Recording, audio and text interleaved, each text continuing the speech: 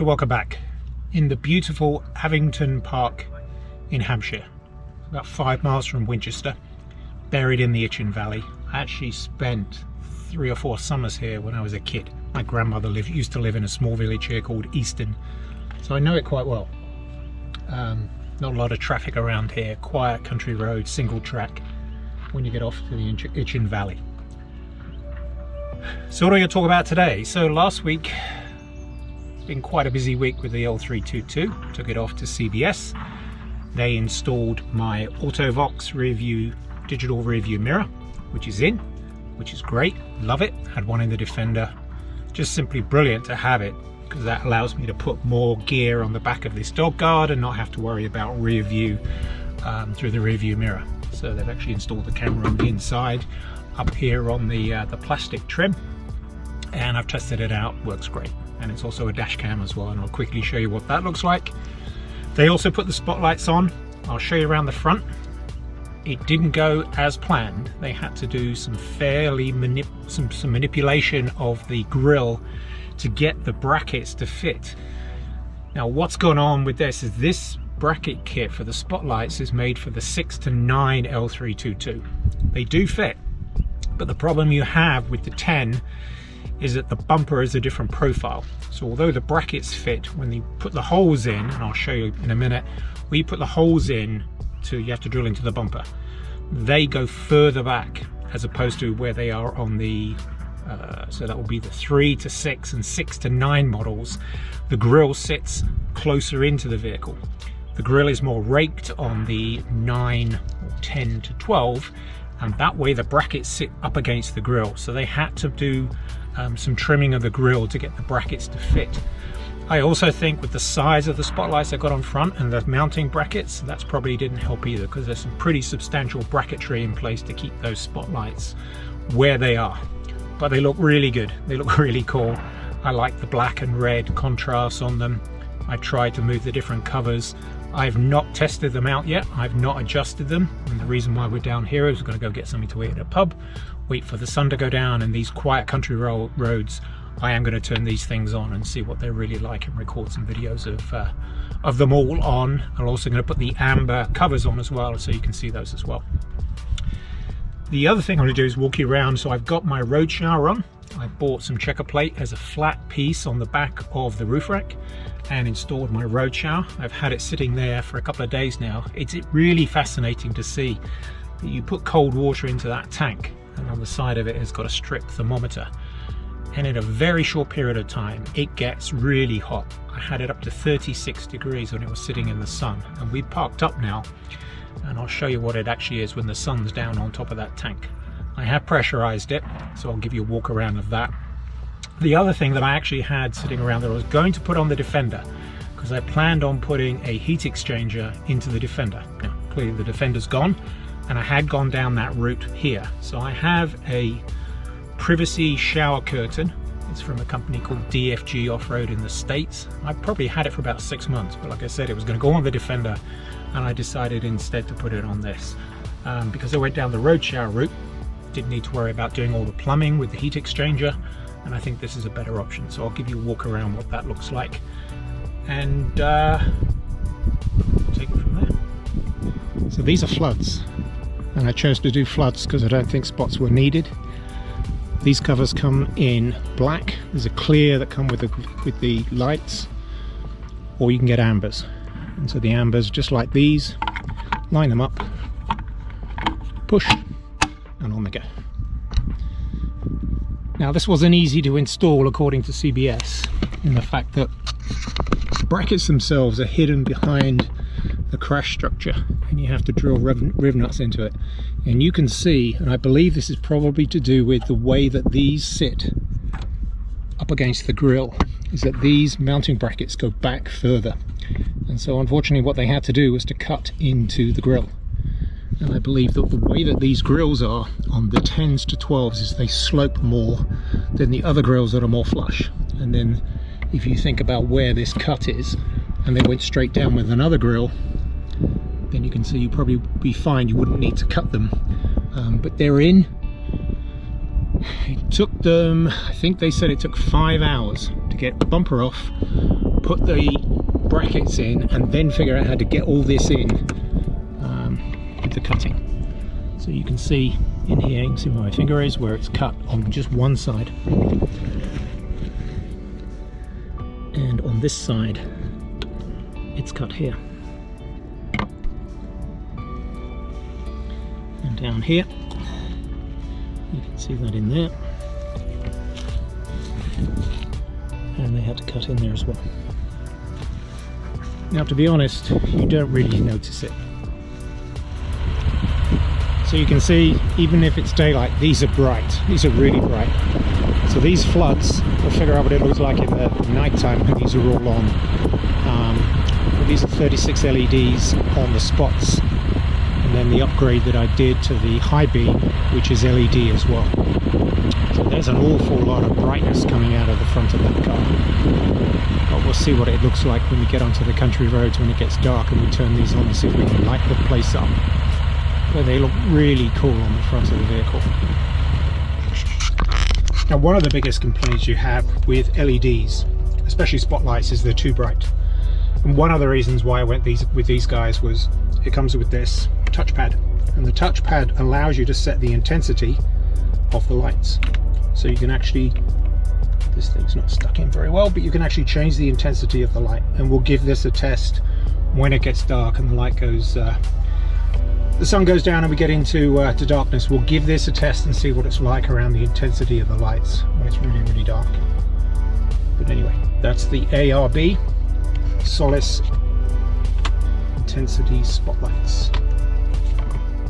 Now, the other thing I wanted to show you was my AutoVox digital rear view mirror. As I mentioned before, I have one of these on the Defender, and this is brilliant. I love these. They couldn't mount the camera outside the vehicle, so this is actually on top of the tailgate, just sort of screwed in. But I love these things because this is a dash cam, front and rear. But I don't really use the dash cam. I don't think in all the time I had it on the Defender, I actually took the data out and downloaded it. But what I love about this, it gives you a nice clear view. And the cool thing is, I don't know if you can see that, you can actually change the view of what you see. So you can do it again. You can see that by just dragging your finger up and down. Oops. Okay, it's quite touch sensitive. But you can change the view out the back. Now, why is this cool? Because with this just being a rear view mirror, I've got a whole bunch of stuff on the dog guard. You can't see out the back. This allows me to sort of put as much as I want in that rear cargo area with the frame. I can put bags on top of it and not have to worry about this. But the thing that I really love about this is you can change your field of view with this. Absolutely love it. I think it's about 250 quid. It took them about 2 hours to install. It is mounted to the original factory arm, and they put some really strong glue in there. Now, one thing that I have lost, which is really not critical for me, is when you turn this vehicle into auto mode. So if you go to the lights, go down here. If you turn it to auto, when you go through tunnels and everything, the lights come on, which it does. Still does that. What it doesn't do is things like high beam alerts and everything else, because the sensors for those were in the original one of these and they disconnected everything. Now, to me, it's not a big loss of functionality. It was quite frustrating when you would drive along at night and then it would turn itself on high beam and turn it off. And I also thought that it looked like it was blinding traffic, oncoming traffic, with the high beams on and off, and I most of the time used to reset it. But anyway, that's the only functionality I've lost, and I believe that's because on the back of the factory one there were rear view, the sensors were on both the front and the rear, and it all controlled that. So that is now disabled, but I don't have any warning lights or anything like that on. I imagine it's just a plug and play item, but I'm sure if I put in my gap 2, it will probably say that there's something wrong with the rear view mirror. But anyway, this is the AutoVox V5 Pro. The arms that it comes with, it should fit. For this one, should be a BMW, but it's not. So I know somebody that's got a Disco 4 that has one of these and just put the BMW arm on it, or the connector that screws into it. This one doesn't fit. So clearly in the 10 to 12 model, it's not BMW, it's probably a jag connection at the back. At least that's what they told me. So I got a box of spare parts that didn't fit. But anyway, that is in. Normal lights, LED high beam, ARB intensity, high setting, 1 setting down, 2 setting down, 3 setting down, 4, and the lowest setting. Back up.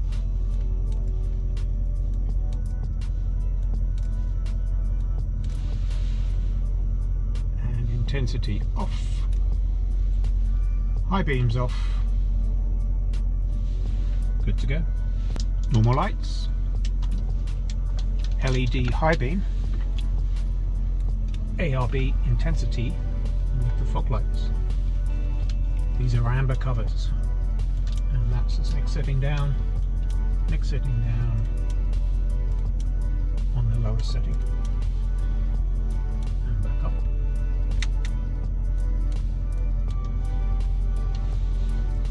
And fog lights off. High beams off.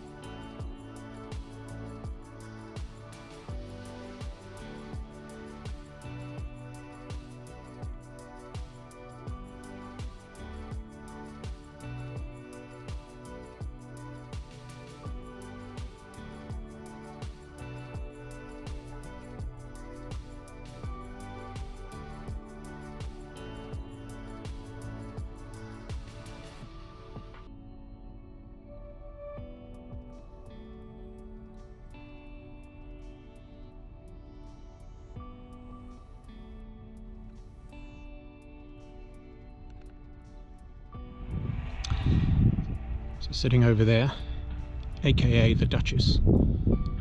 She will not be part of this video. She has refused to get naked and get in the shower. So I'm sorry about that. I asked, the answer was no.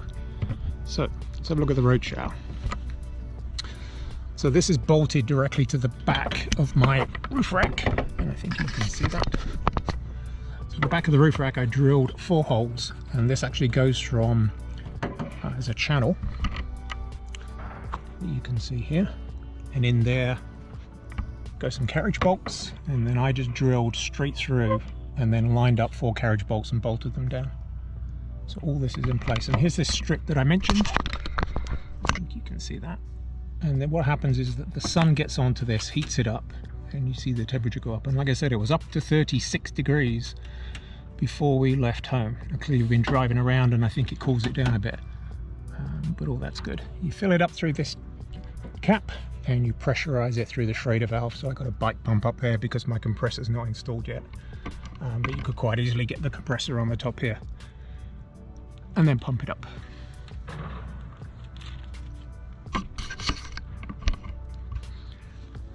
So this is the shower curtain.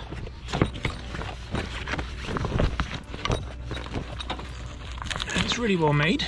It's got an LED light on it, and that plugs in. I just need to put a socket on it. And it just drops down on clips.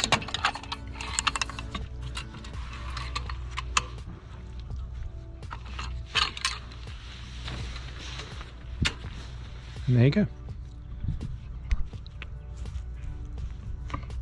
Now it should be pegged down, and then you can see here, if we peg it down, it does have a metal rod on the bottom, so it does space out. So it gives you a privacy curtain as well, which we've already used since we've been here. And inside there's some places to put your toiletries. There's also, I like the zip that goes up the inside, because you could open the window and still get into anything that's in the side of the vehicle. It's really well made, it's strong. Like I said, you can unclip it and put it in place. It takes less than a minute. As I mentioned, it's got an LED light strip up here, and then that just goes directly to a USB plug, so you could run that either to a USB on the roof rack, or you just run it through the top here in the window down to where I've got my USBs if you want some light on there. And the way that I'm going to have this is there is a shower extension which will go on the end of the road shower, and the nozzle will go in and you can have a shower. Now this might need to get moved over slightly, I might need to adjust, but we'll see.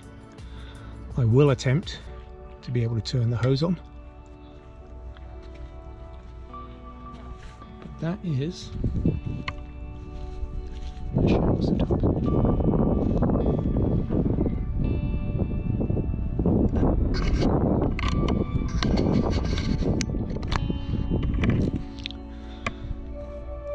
So as I can't film and put it away with one hand, just rolled it up. The frames themselves clip with these really strong buckles, and this just clips in as well. Cinch it down, and it sits inside of its bag. And all you do is zip it back up. So that is the privacy shower tent from DFGoffraod. There are two exits for road shower. There is a connection here that goes to this jet hose, and there's another exit here with a tap on it that will go to the shower. And again, it's pressurized. If I quickly do this, I'm going to get wet, but that's okay. You can see there goes the water.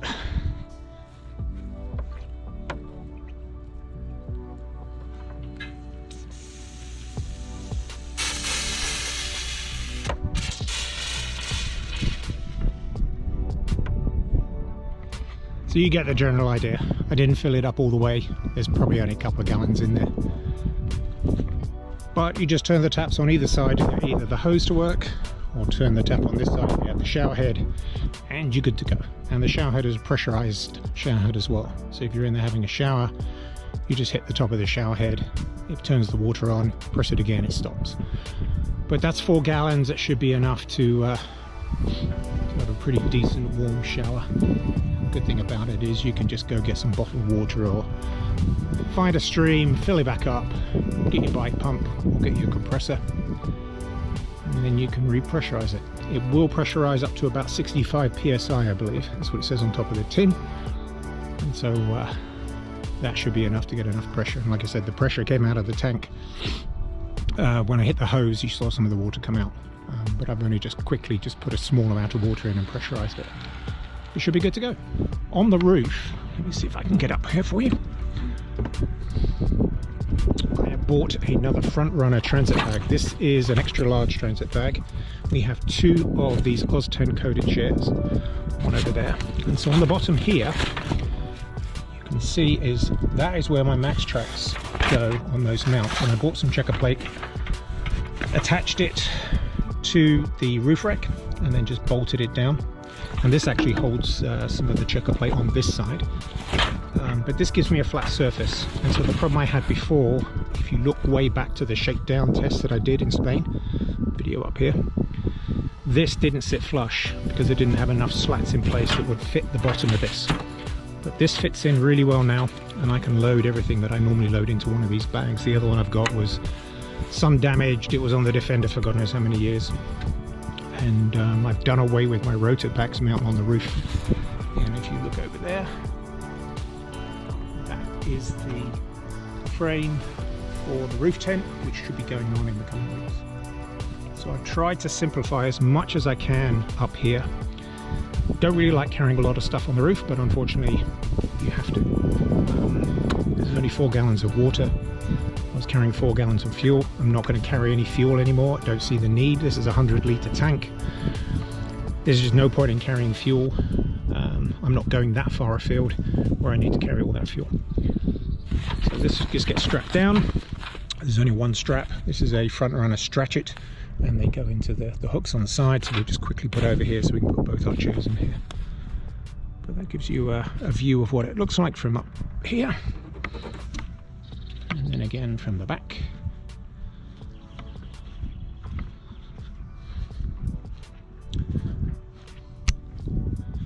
And it's quite a neat setup. This is not really that big, it's quite small. That's on a couple of L brackets that came with the kit.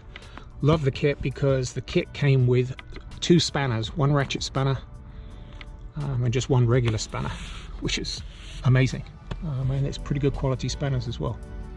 So thanks for that, guys. But I'll give this a test out hopefully next month.